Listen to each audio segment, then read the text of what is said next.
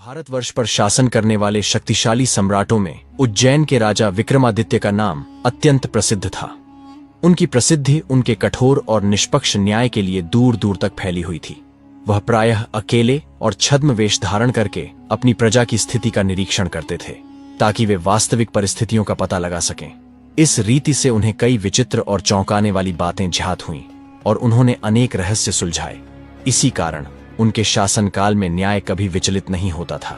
एक समय एक योगी ने उनके राज्य में प्रवेश किया और नगर के सम्मुख बहने वाली नदी के दूसरे किनारे पर अपना आश्रम स्थापित किया। वहां उसने पत्तों और टहनियों की एक छोटी सी कुटिया झोपड़ी बनाई, जिसके मध्य में एक बड़ी पवित्र अग्नि प्रज्वलित थी। वह स्वयं जलती हुई धुनी के बीच आसन लगाकर बैठ जाता था। शीघ्र ही उसकी चमत्कारिक शक्ति और कठोर तपस्या की ख्याति पूरे नगर में फैल गई। अनेक लोग उसके दर्शन और पूजा के लिए आने लगे। जल्द ही उसके शिष्यों और अनुयायियों का एक समूह एकत्र हो गया और प्रतिदिन उसके सिद्धांतों को स्वीकार करने वालों की संख्या बढ़ने लगी। यह प्रभाव इतना गहरा हुआ कि इसकी चर्चा राजा के राजमहल तक पहुंच गई। तब विक्रम को यह संदेह होने लगा कि यह दिखावटी योगी सामान्य नहीं है और इस भेष के नीचे कहीं उनके जीवन के विरुद्ध कोई षड्यंत्र तो नहीं रचा जा रहा है। सत्य जानने के उद्देश्य से एक रात राजा महल से गुप्त रूप से निकल पड़े। उन्होंने वेश बदला, नदी तैरकर पार की और योगी की कुटिया के एक कोने में जाकर छिप गए। कुटिया के भीतर जो दृश्य उन्होंने देखा, उससे उनके हृदय में भय का संचार हो गया और उनके साहस की कड़ी परीक्षा हुई। उन्होंने देखा कि योगी अग्नि के मध्य बैठा है और उसके सामने एक भयंकर शव पड़ा है। वह मृत शरीर पीठ के बल लेटा हुआ था और एक व्यक्ति, जिसे राजा ने पहचान लिया कि यह उनका निष्कासित और असंतुष्ट मंत्री है, उस शव की छाती पर बैठा हुआ था। वह व्यक्ति कुछ मंत्रों का जाप कर रहा था और रह रहकर लाल चंदन में डूबे फूल, बेलपत्र और धूप को उस मृत शरीर के मुख में डाल रहा था।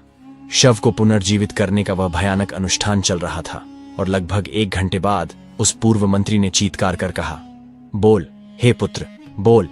यह देखकर विक्रम को बहुत भय हुआ कि मृत शरीर के होंठ तो हिले, किंतु कोई स्वर बाहर नहीं आया। पूर्व मंत्री ने पुनः जोर से पुकारा, बोल ओ मेरे पुत्र, बोल। इस कृतघ्न राजा से प्रतिशोध लेने के लिए, हे मेरे प्रिय पुत्र, मैंने तुझे मां काली को समर्पित कर दिया है। बोल ओ पुत्र, बोल। इस गंभीर और उत्कट विनती के अंत में अपने ही पुत्र के उस हत्यारे ने शव के मुख में ताजे फूल, चंदन का लेप और बेलपत्र इत्यादि की एक और मात्रा डाली। होंठ फिर से कंपाए, पर बिना कोई शब्द बोले उस निर्दयी पिता और पूर्व मंत्री ने तीसरी बार गुहार लगाई, किंतु उसे कोई सफलता नहीं मिली। असफलता देखकर योगी ने कहा, धैर्य रखो मेरे बालक। इस कक्ष के भीतर अवश्य ही कोई अपरिचित व्यक्ति है, जिसने बिना दीक्षा लिए हमारे गूढ़ रहस्यों में प्रवेश किया है और इसीलिए पवित्र तथा रहस्यमयी देवी उत्तर देना स्वीकार नहीं कर रही है। फिर अपनी आवाज ऊंची करके योगी ने घोषणा की, तू जो कोई भी है जो हमारी पवित्र और गुप्त क्रियाओं को देख रहा है, कुत्ता बन जा। उसने यह शब्द 3 बार पुनरावृत्त किए। विक्रम ने कुटिया से बाहर निकलने का प्रयास किया, किंतु स्वयं को उसी स्थान पर जड़वत पाया और तीसरी बार की पुनरावृत्ति के समाप्त होते ही वह तत्काल एक कुत्ते में परिवर्तित हो गए और उसी झोपड़ी में रहने लगे। जब भोर हुई और राजा महल नहीं लौटे, तो राज्य के मंत्रियों और अधिकारियों में गहरी चिंता व्याप्त हो गई। परंतु जनता की उत्सुकता को शांत करने के उद्देश्य से यह घोषित कर दिया गया कि राजा अस्वस्थ हैं और कुछ दिनों तक दरबार नहीं करेंगे। इसी बीच राजा के ठिकाने का पता लगाने के लिए हर दिशा में गुप्तचर भेजे गए, पर कोई सफलता नहीं मिली। तब मंत्रियों और राज दरबार के बुद्धिमान सलाहकारों ने आपस में परामर्श किया और सर्वसम्मति से वृद्ध ज्योतिषी वराहमिहिर से सलाह लेने का निर्णय किया। वे उनके पास गए और उनसे अपनी गणनाओं द्वारा अपने प्रिय राजा का भाग्य बताने का अनुरोध किया। ज्योतिषी ने अपनी विद्या के बल पर राजा के ठिकाने का पता लगा लिया और यह भी जान लिया कि योगी के शाप के कारण राजा ने कैसा रूपांतरण धारण कर लिया है। फिर उन्होंने सलाहकारों और दरबारियों को संबोधित करते हुए कहा, हे सज्जनों, हमारे सम्राट को इस भयंकर तांत्रिक के चंगुल से निकालना अत्यंत कठिन है। वह हमारे राजा का जन्मजात शत्रु है और उन्हें खुशी खुशी मार डालता, परंतु 4 वीर संरक्षक आत्माएं जो विक्रम की रक्षा करते हैं, वे अब तक उसे रोके हुए हैं। किंतु यद्यपि उन्होंने राजा को इतने दिनों तक बचाया है, जब योगी शव को पुनर्जीवित करने का अपना भयानक अनुष्ठान पूर्ण कर लेगा, तब उनकी शक्ति भी निष्फल हो जाएगी। आने वाली अमावस्या को ये गूढ़ क्रियाएं समाप्त हो जाएंगी। और तब मां काली की सर्वोच्च शक्ति के सामने चारों वीर अपनी शक्ति खो देंगे। उन्हें बचाने के लिए हमें तत्काल कुछ करना होगा। यह कहकर उन्होंने दरबारियों को विदा किया और स्वयं बहुत देर तक गहन चिंतन में डूबे रहे। फिर धीरे धीरे ज्योतिषी का मुख प्रसन्न हुआ और उन्होंने अपने जुड़वा पुत्रों को अपने समक्ष बुलाया। राजा की दुर्भाग्यपूर्ण स्थिति उन्हें बताते हुए उन्होंने कहा, पुत्रों, हमने लंबे समय तक राजा का अन्न खाया है। अब यह हमारी कृतज्ञता दिखाने का समय है। हमें उनका जीवन बचाना होगा, भले ही इसमें हमारे प्राणों का संकट हो। क्या तुम इस खतरनाक अभियान में शामिल होने के लिए तैयार हो?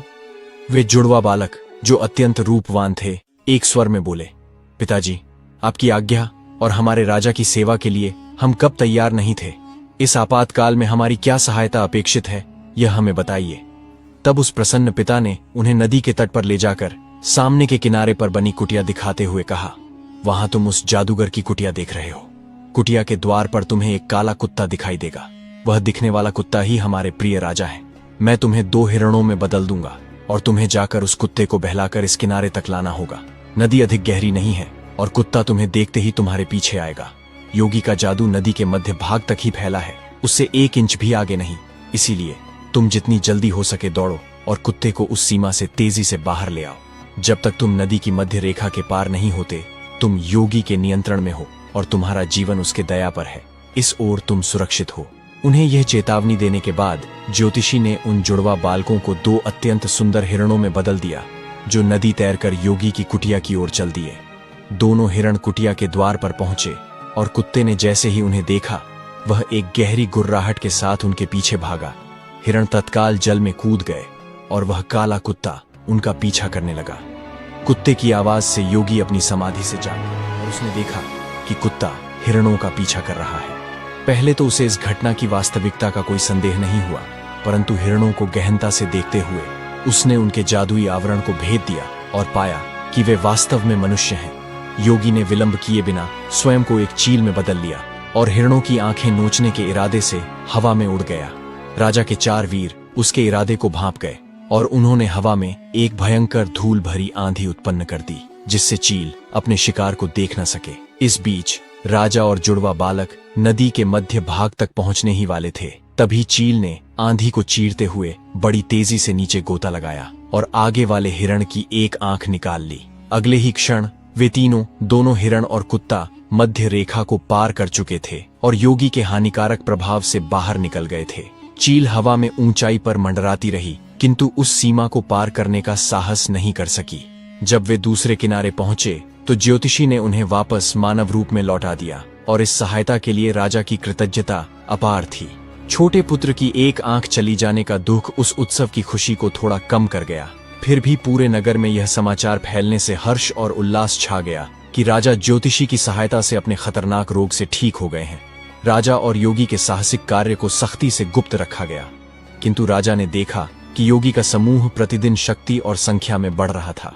संरक्षक आत्माओं यानी वीरों ने भी उन्हें सूचित किया कि योगी की दुष्टता के सामने उनकी सकारात्मक शक्ति जल्द ही समाप्त हो जाएगी।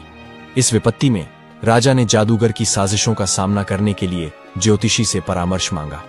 वराहमिहिर ने कुछ देर गणना करने के बाद कहा, हे राजन, मेरी शक्तियां योगी से मुकाबला करने के लिए पर्याप्त नहीं हैं। मैं केवल 3 विद्याएं जानता हूं, जबकि वह 13 विद्याओं का स्वामी है। मैंने अपनी समाधि में इस पूरे संसार में खोज की है, परंतु चीन के राजा की पुत्री को छोड़कर कोई भी ऐसा नहीं मिला जो ज्ञान और जादुई कला में उससे श्रेष्ठ हो। वह 14 विद्याएं जानती है और वही आपको बचा सकती है। यदि आप उससे विवाह कर लेते हैं तो आपका जीवन सुरक्षित है। यह सुनकर राजा ने अपने मंत्रियों को एकत्र किया, उन्हें राज्य के कार्यों का प्रभार सौंपा और अपने वायु के समान तीव्रगामी अश्व के साथ अकेले चीन देश की ओर चल दिए। यद्यपि सलाहकारों ने उन्हें इस खतरनाक यात्रा से बचने के लिए जोर देकर कहा, फिर भी उन्होंने उनकी बात नहीं सुनी और अपने उस नदी अश्व पर सवार होकर नगर से निकल गए। राजा कई दिनों तक घोड़े पर सवार होकर चलते रहे। फिर उन्होंने एक राहगीर से पूछा, मित्र, यह राज्य किसका है? जिस व्यक्ति से पूछा गया था उसने पूछने वाले को आश्चर्य से देखा और कहा, क्या तुम नहीं जानते? यह समस्त देश महान और भले राजा विक्रमादित्य का है। राजा आगे बढ़ते रहे और जहां भी उन्होंने पूछा, उन्हें यही पता चला कि वह उनका ही राज्य क्षेत्र था। उन्होंने पहले कभी भी इतनी स्पष्टता से अपने साम्राज्य की सीमा और समृद्धि का अनुमान नहीं लगाया था और योगी की साजिशों को विफल करके इसे हर हाल में अपने वंश के लिए सुरक्षित रखने की उनकी इच्छा और भी तीव्र हो गई। राजा विक्रमादित्य महीनों की यात्रा के बाद उन्होंने अपनी सीमा पार की और चीन के राज्य में प्रवेश किया। राजधानी तक पहुंचने में उन्हें कई सप्ताह और लग गए। जब वह उस मुख्य नगर में पहुंचे तो रात हो चुकी थी, इसलिए उन्होंने इतने विलंब से नगर में प्रवेश करना उचित नहीं समझा और नगर के बाहर एक उद्यान में रुक गए। उन्होंने अपने घोड़े को एक वृक्ष के तने से बांधा और स्वयं उसके पास भूमि पर लेट गए। थके होने के कारण उन्हें शीघ्र ही गहरी निद्रा आ गई। भाग्यवश उधर से चोरों का एक गिरोह गुजरा। उन्होंने राजा विक्रमादित्य के नदी अश्व को देखकर इसे एक शुभ शकुन माना, जो उनके कार्यों में सफलता का संकेत दे रहा था। इसलिए चोरों के सरदार ने शपथ लेते हुए कहा, आज हमें जो भी लूट मिलेगी हम उसे अपने और इस शुभकारी घोड़े के बीच बांटेंगे। फिर वे नगर में घुसे, शाही खजाने को तोड़कर वहां से सभी कीमती पत्थर और जवाहरात लूट लिए और बिना पकड़े बाहर निकल गए। वे उसी वृक्ष के पास आए जहां राजा विक्रमादित्य अभी भी गहरी नींद में सो रहे थे और उन्होंने बैठकर लूट का माल बांटा। 9 लखा हार नामक एक अमूल्य हार घोड़े के हिस्से में आया। चोरों ने उसे घोड़े के गले में डालकर अपना रास्ता लिया। उनके जाने के तुरंत बाद चोरी का पता चला। राज्य के अधिकारी उन साहसी अपराधियों को खोजने के लिए सभी दिशाओं में दौड़े। उनमें से कुछ उस स्थान पर पहुंचे जहां विक्रम सो रहे थे। घोड़े के गले में हार देखकर स्वाभाविक रूप से उन्होंने सोने वाले व्यक्ति को ही चोर समझा। अतः उन्होंने राजा विक्रमादित्य को बिना किसी कोमलता के नींद से जगाया और उन्हें अद्भुत नदी अश्व के साथ हाथ पांव बांधकर चीन के सम्राट के समक्ष घसीट लाए। राजा चाहते तो अपने विरुद्ध इन साक्ष्यों को आसानी से समझा सकते थे और झूठे आरोप से स्वयं को दोष मुक्त कर सकते थे, परंतु वह अपना गुप्त भेष नहीं हटाना चाहते थे और उन्होंने एक अपराधी का दंड सहना उचित समझा। सम्राट ने यह देखकर कि विक्रम पर आरोप पूरी तरह स्थापित हो चुका है, झल्लाद को उनके हाथ पैर काट देने और इस तरह विकृत शरीर को सार्वजनिक चौक में फेंकने का आदेश दिया। विक्रम वहां पड़े रहे। उस क्रूर दंड से हुए पीड़ा के कारण वह बुरी तरह कराहे रहे थे। रक्त की हानि से थके और कमजोर वह दिन भर वहीं पड़े रहे। न किसी को उन पर दया आई और न किसी ने देखभाल की। अंत में जब रात हुई तो एक तेल बेचने वाला उधर से गुजरा। उसने राजा को उस दयनीय स्थिति में देखा तो उनकी जवानी, सौंदर्य और दुर्दशा पर उसे करुणा आ गई। वह उनके पास आया, उनके घावों को बांधा और जितना कोमलता से हो सका उन्हें अपने निर्धन निवास पर ले गया। तेली की पत्नी एक दुष्ट और झगड़ालू स्त्री थी और जैसे ही उसने देखा कि उसका पति किसे ले आया है, वह चिल्ला उठी, अरे मूर्ख और पागल, तुमने यह क्या कर दिया? तुम इस कुरूप दूंद यानी अपंग को यहाँ क्यों लाए हो? क्या तुम्हें नहीं पता कि यह एक अपराधी है और इसे अपनी दुस्साहसी दुष्टता के कारण यह सजा मिली है? अगर यह पता चल गया कि हमने इसे शरण दी है तो सम्राट निश्चित रूप से हमें तेल मिल में पिसवा देगा। जाओ और इसे वहीं छोड़ाओ जहां यह था। तेली ने अपनी पत्नी से कहा, प्रिय, इस असहाय प्राणी को मैं इसके परिणामों को जानते हुए भी लाया हूं। मैंने इस युवक को अपना पुत्र कहा है और तुम्हें भी इसे वैसा ही मानना होगा। कोई भी स्वार्थी विचार मुझे वह करने से नहीं रोक सकता जिसे मैं सही और मानवीय मानता हूं। जाओ और इस दीन प्राणी के घावों पर लगाने के लिए कुछ मरहम तैयार करो। उस स्त्री ने अनिच्छा से उसकी बात मानी और विक्रम के घावों पर पट्टी बांधकर उनकी देखभाल करने लगी। समय बीतने के साथ तेली के दयालु उपचार और उसकी पत्नी के अनिच्छापूर्वक देखभाल के बावजूद जो उसने विरोध करते हुए की, राजा विक्रमादित्य के घाव भर गए और वह फिर से शक्ति प्राप्त करने लगे। जब वह पूरी तरह से स्वस्थ हो गए तो तेली ने उन्हें तेल की घानी के आसन पर बैठा दिया। इस प्रकार बैल उन्हें पूरे समय घानी में गोल गोल घुमाते रहते थे। राजा विक्रमादित्य दिन भर वहीं बैठे रहते और तेली की ओर से उन्हें भोजन और पानी और वास्तव में सब कुछ मिलता रहता था। एक दिन तेली ने देखा कि उसके इस आश्रित को स्नान की आवश्यकता है, क्योंकि वह गंदा और तैलीय दिख रहा था। उसने अपनी पत्नी से कहा, प्रिय, आज मेरे पुत्र को स्नान करा दो, क्योंकि वह स्वच्छ नहीं दिख रहा है। राजा विक्रमादित्य ने उसे बीच में रोकते हुए कहा, पिताजी, मैं तब तक स्नान नहीं करूंगा जब तक आप मुझे राजकुमारी के ग्रीष्मकालीन उद्यान में बने तालाब में स्नान नहीं कराएंगे। यह सुनकर वह झगड़ालू स्त्री अत्यधिक क्रोध में आ गई और बोली, इस घमंडी दूंद को तो देखो, यह राजकुमारी के तालाब के जल में ही स्नान करेगा। क्या तुम्हें नहीं पता कि वह तालाब उच्च लोगों के लिए है और उस उद्यान की स्वर्ण जटित पगडंडियों पर कभी किसी पुरुष के कदम नहीं पड़े हैं? हे स्वामी, तुम इस अत्यंत बेतुकी और अतार्किक सनक को संतुष्ट करने के लिए कभी भी इतनी मूर्खतापूर्ण और खतरनाक बात नहीं करोगे। पति ने विनम्रता से उत्तर दिया, निश्चित रूप से करूंगा। तुम्हें याद रखना चाहिए कि यह मेरा पुत्र है और मुझे इसकी यह छोटी सी इच्छा पूरी करनी ही होगी, चाहे इसके लिए जो भी कीमत चुकानी पड़े। इसलिए जब अंधेरा हो गया तो उसने राजा विक्रमादित्य को अपने कंधों पर उठाया और चीन की राजकुमारी के ग्रीष्मकालीन उद्यान में ले गया। सौभाग्य से उन्हें वह उद्यान उस क्षण असुरक्षित मिला। तेली ने उन्हें तालाब के किनारे पर उतार दिया। फिर राजा विक्रमादित्य ने उसे प्रस्थान करने और आधी रात के बाद उन्हें लेने आने के लिए कहा। उस ईमानदार तेली को पहले तो अपने असहाय दत्तक पुत्र को अकेला छोड़ने में भय लगा, परंतु विक्रमादित्य के समझाने पर वह उन्हें वहां छोड़कर चला गया। वह स्नेही प्राणी शंकाओं से भरे भारी हृदय के साथ वापस लौट आया। जब तेली आंखों से ओझल हो गया तो राजा लंगड़ाते हुए उस तालाब में उतरे जहां पानी गहरा नहीं था, और उन्होंने यथासंभव स्नान किया। फिर बाहर आकर उन्होंने अपने वस्त्र बदले और पूजा के लिए बैठ गए। यह पूजा लगभग 3 घंटे तक चली। पूजा समाप्त करने के बाद उन्होंने आकाश की ओर देखा और पाया कि यह मध्य रात्रि के करीब पहुंच रहा है। तब उन्होंने अपनी गहरी, भरी हुई और गूंजती हुई आवाज में एक विचित्र, अनोखी और आत्मा को झकझोरने वाली धुन गाई। वह थी स्वयं उनकी रचित और केवल उन्हीं को झात रागिनी दीपक। यही वह संगीत था जिसने वायु और अग्नि की अदृश्य शक्तियों को वश में कर लिया था और उन्हें उनके हाथों में लचीले साधन बना दिया था। यही संगीत विक्रम का दूसरा नाम था।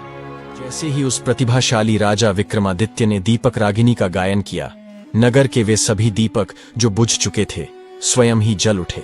लोगों ने आश्चर्य से जागकर देखा कि वे दीपक जल रहे थे जिन्हें उन्होंने सोने से पहले बुझा दिया था, क्योंकि रागिनी दीपक का यही गुण था। संगीत जितना ऊंचा और तेज होता गया, रोशनी उतनी ही तीव्र और चमकदार होती गई, और जैसे ही संगीत धीमा होकर विलुप्त हुआ, दीपक भी अपनी बत्तियों में डूब गए और बुझ गए और पूरा नगर फिर से पहले जैसे अंधेरे में डूब गया। जब दीपक इस प्रकार जले तो राजकुमारी भी जाग उठी। उन्होंने इस अनोखी घटना को देखा और तुरंत जान गई कि यह किसी और का नहीं बल्कि राजा विक्रमादित्य का ही कार्य है। जब उन्होंने यह खोज की तो उनका हृदय कितनी अजीब तरह से धड़का, क्योंकि उस विश्व प्रसिद्ध महान सम्राट को देखना और उनसे विवाह करना ही उनकी आत्मा की सबसे बड़ी महत्वाकांक्षा थी। वह यह भी जानती थीं कि विक्रम छद्म वेश में आए हैं और गुप्त विद्याओं के अपने महान ज्ञान के माध्यम से उन्होंने पता लगा लिया कि वह एक तेली के पास ठहरे हुए हैं। इससे आगे वह कुछ और नहीं जान पाई और वहां उनकी विद्या विफल हो गई। इधर जब मध्य रात्रि बीत चुकी थी तो तेली चुपके से उद्यान में आया और राजा विक्रमादित्य को वापस उनके विनम्र निवास पर ले गया और उन्हें उनके बिस्तर पर लिटाकर स्वयं सो गया। सूर्य उदय हो चुका था, किंतु रात भर जागने से थका हुआ बेचारा तेली अभी भी अपने बिस्तर पर था।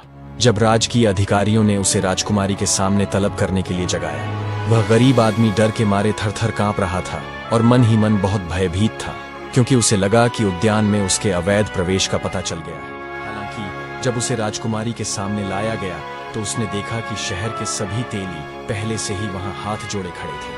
इससे उसे कुछ साहस मिला, क्योंकि उसे लगा कि उसे यहाँ बुलाए जाने का जो भी कारण हो, उसका उसके रात के दौरे से कोई संबंध नहीं है। जब उसने नगर के तेलियों के बीच अपना स्थान ग्रहण कर लिया तो राजकुमारी ने अधिकारियों की ओर मुड़कर पूछा, क्या सभी तेली उपस्थित हैं? कोई भूला या छूटा तो नहीं? अधिकारियों ने स्वीकृति में सिर झुकाया। तब राजकुमारी ने तेलियों की ओर मुड़कर कहा, सुनो, कल सुबह 6 बजे तक तुम में से प्रत्येक मुझे 1 लाख मन तेल की आपूर्ति करेगा। यदि तुम ऐसा करने में विफल रहे तो तुम्हें और तुम्हारे पूरे परिवार को मिल में पैर कर मार डाला जाएगा। और यह कहकर उन्होंने उन सबको विदा कर दिया। सभी तेली राजकुमारी के अटपटे हास्य को कोसते हुए और विलाप करते हुए अपने अपने घर लौटे। जब हमारा तेली चीन की राजकुमारी के महल से लौटा तो वह दुखी और हताश था, और ऐसी परिस्थितियों में जैसा कि स्वाभाविक है, उसने अपनी पत्नी से झगड़ा कर लिया। उस झगड़ालू स्त्री ने जब अपने पति के बुरे मनोदशा का कारण जाना तो वह क्रोध में भर उठी और बोली, अरे मूर्ख, अपनी नासमझी के परिणाम देखो। क्या मैंने तुमसे नहीं कहा था कि इस अशुभ दूंद को शरण मत दो? जब से यह यहाँ आया है हमारे हालात बद से बदतर होते गए हैं और अब तो यह सबसे बुरी अवस्था तक पहुंच गए हैं। तुम कहां से इतना अधिक तेल लाओगे? कल तुम अपनी शाही राजकुमारी को क्या उत्तर दोगे? अब तो मृत्यु निश्चित है और यह सब तुम्हारी मूर्खता के कारण हुआ है। यह कहते हुए वह जोर जोर से रोने और विलाप करने लगी, और ऐसा करना उसके लिए स्वाभाविक भी था। बेचारा तेली स्वयं उसे सांत्वना नहीं दे पा रहा था, हालांकि वह जानता था कि उसका आश्रित निर्दोष था। उस दिन उनके घर में न तो आग जली, न ही चूल्हे पर कोई उत्साहजनक रोशनी आई, और सारा परिवार बिना कुछ खाए पिए रोता और शोक मनाता रहा। असहाय और दीन राजा विक्रमादित्य घानी पर भूखे बैठे थे। जब शाम हुई तो उन्होंने तेली को बुलाया और पूछा कि मामला क्या है, कि न तो आटा गूंथा गया है, न चूल्हा जला है, और न ही कोई भोजन पकाया गया है। बहुत मुश्किल से उन्हें कारण पता चला, क्योंकि तेली लगातार रो रहा था और वह झगड़ालू स्त्री अपने पति और उसके आश्रित को कोस रही थी। तब राजा विक्रमादित्य ने कहा, पिताजी, यदि हमें मरना ही है, जैसा कि बहुत संभव लगता है, तो कम से कम मनुष्यों की तरह मरें। हमें क्यों भूखे रहकर यमराज से मिलने जाना चाहिए? उन्हें आने दो और हमें स्वस्थ व तंदुरुस्त ले जाने दो। हमें खाली पेट नहीं मरना चाहिए। जाइए और हमारा भोजन तैयार करवाइए। इस प्रकार के बहुत सारे तर्क और अनुरोध के बाद बेचारा तेली और उसकी झगड़ालू पत्नी खाना पकाने और खाने पीने के लिए राजी हो गए। हालांकि उन्हें पूरा विश्वास था कि वे अपना अंतिम भोजन कर रहे हैं। कहानी का अगला अध्याय जल्द ही आएगा।